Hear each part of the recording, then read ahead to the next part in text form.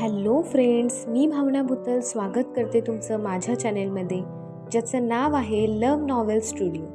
चला तर मग स्टोरीला सुरुवात करूया.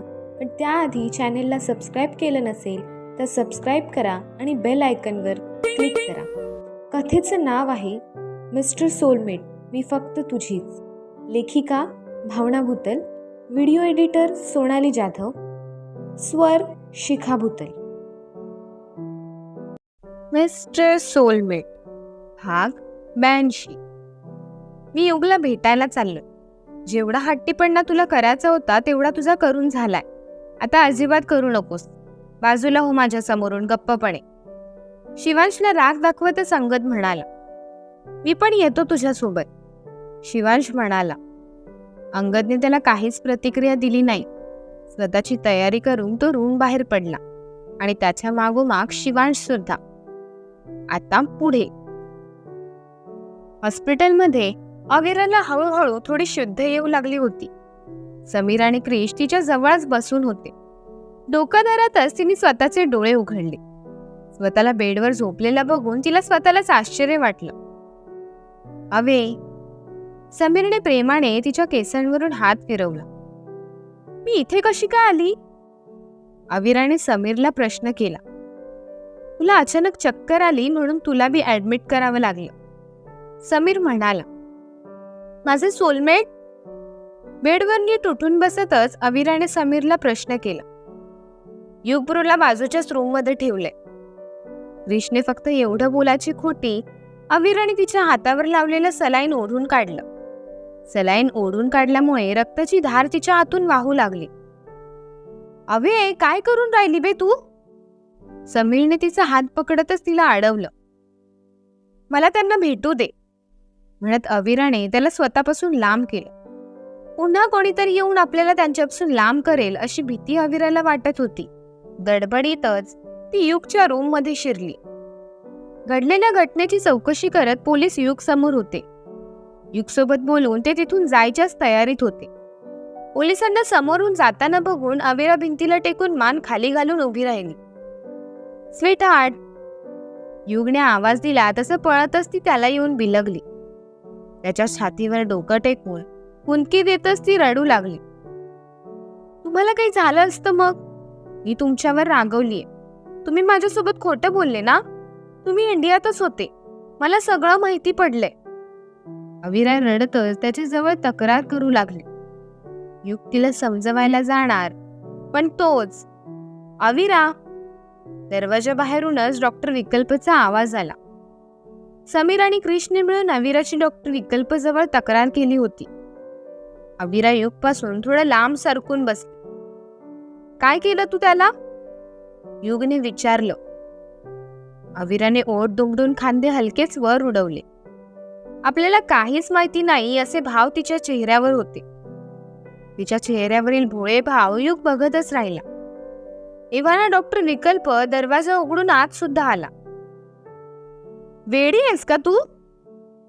डॉक्टर विकल्प मोठ्यानेच तिच्या अंगावर ओरडला. अविराने बसल्या जागीच अंग काढलं आणि थोडं मागे सरकून बसली. तू असं ओरडतोस का तिच्यावर? युगने सुद्धा थोडं राग दाखवतच डॉक्टर विकल्पला विचारलं. तिचा हात बघ. डॉक्टर विकल्पने अविराचा हात युग समोर धरला. रक्ताची धार तिच्या हातून वाहत होती. आता हात बघून झाला असेल. तोवर एक नजर दरवाजाकडे टाकत अविराच्या हातातून निघणाऱ्या रक्ताच्या धारेने दरवाजापासूनच स्वतःचे पडसाद उमटवले होते. युगचा बेड पूर्णपणे रक्तरंजित केला होता. ही काय आहे अविरा? युग तिची काळजी करतच म्हणाला. तू पळून जाणार होता का? जरा म्हणून धीर नाही, असं म्हणत डॉक्टर विकल्प तिच्या हातात खुपसलेली पिन बाहेर काढू लागला. त्यावर कॉटन फिरवत तिचा त्याआधी हात त्याने स्वच्छ केला आणि त्यानंतर त्यावर बँडेज लावून युगचा हात सरळ करत त्याच्या हातात त्याने तिचा हात सोपवला. पुन्हा काही वेडेपणा करायच्या आधी हिला पकडून ठेव, युगला ताकीद देतच डॉक्टर विकल्प म्हणाला. अविराचा चेहरा बघण्यासारखा झालेला. डॉक्टर विकल्पने सगळ्यांसमोर दम दिल्यामुळे भरून आलं होतं तिला. अधूनमधून नाक फुगवत डोळे काठोकाठ पाण्याने भरत ती युगकडे बघत होती. अविराच्या डोळ्यात पाणी बघून युगच्या काळजाचं पाणी पाणी होऊ लागलं. विक, तुला तिच्यावर असं ओरडायला नको होतं. से सॉरी टू हर. युग नजरेत राग आणतच डॉक्टर विकल्पला म्हणाला. खरं तर युगला माहिती होतं की डॉक्टर विकल्प अविराच्या भल्यासाठीच ओरडला, पण अविराने ही गोष्ट मनाला लावून घेऊन रडू नये म्हणून युग म्हणाला.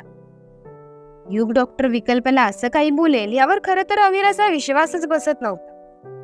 अविरा गंभीर भाव चेहऱ्यावर आणतच डॉक्टर विकल्पकडे बघत होती, जो नजरेत थोडासा राग आणत युगकडे बघत होता.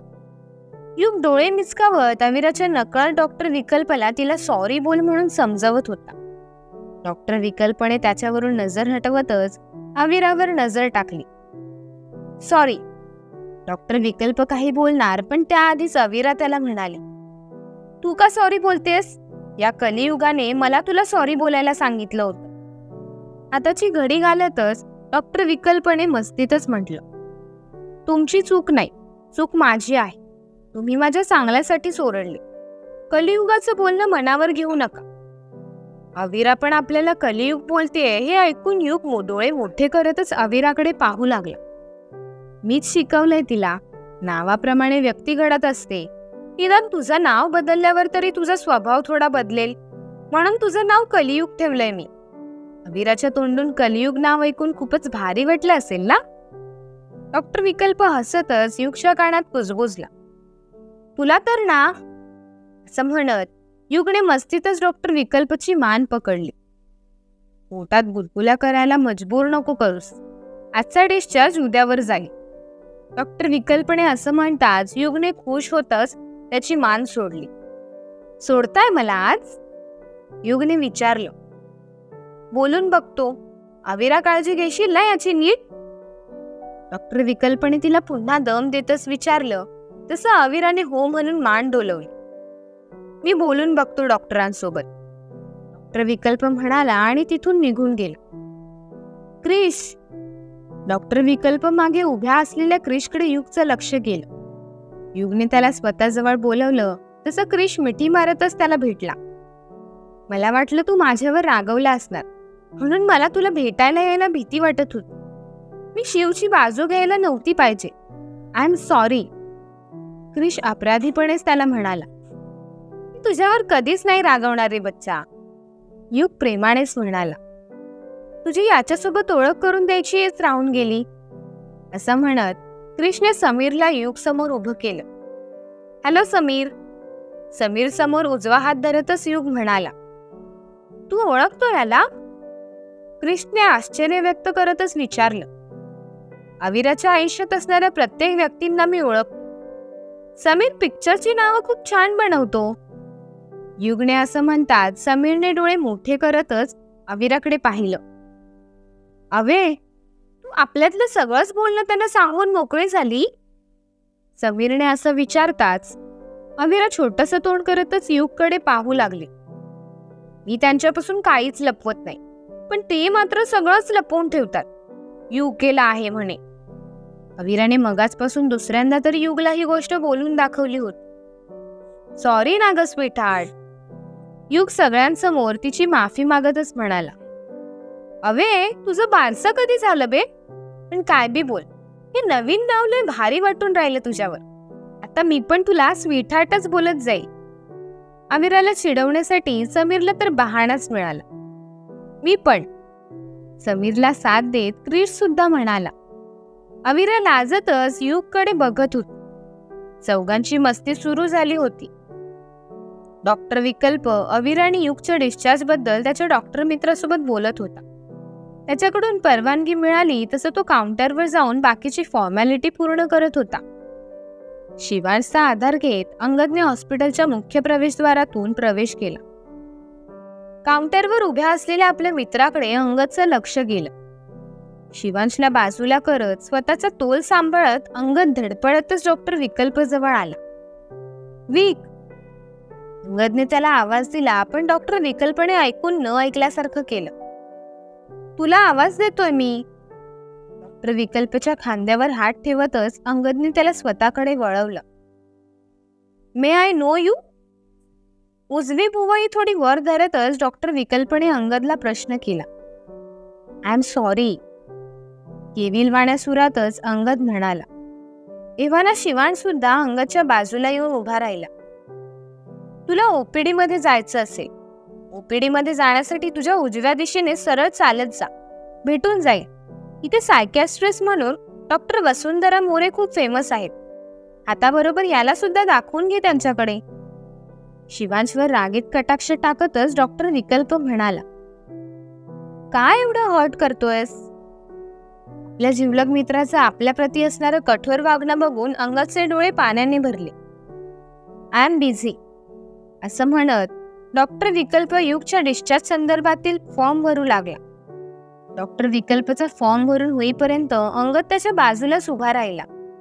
अंगद सोबत वाईट वागताना डॉक्टर विकल्पला सुद्धा आतून खूप त्रास होत होता, कारण अंगद त्याच्यासोबत कधीच वाईट वागला नव्हता.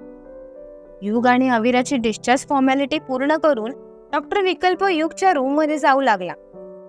विक! अंगदने त्याचा हात पकडत त्याला अडवलं. अंगदची अवस्था बघता डॉक्टर विकल्पने त्याच्यासोबत जास्त झटापट करणं टाळलं. शांतपणे अंगदला आपल्यासोबत काय बोलायचंय हे ऐकून घेण्याचा त्याने निर्णय घेतला. काय होईल पुढे कळेलच पुढील भागात. धन्यवाद.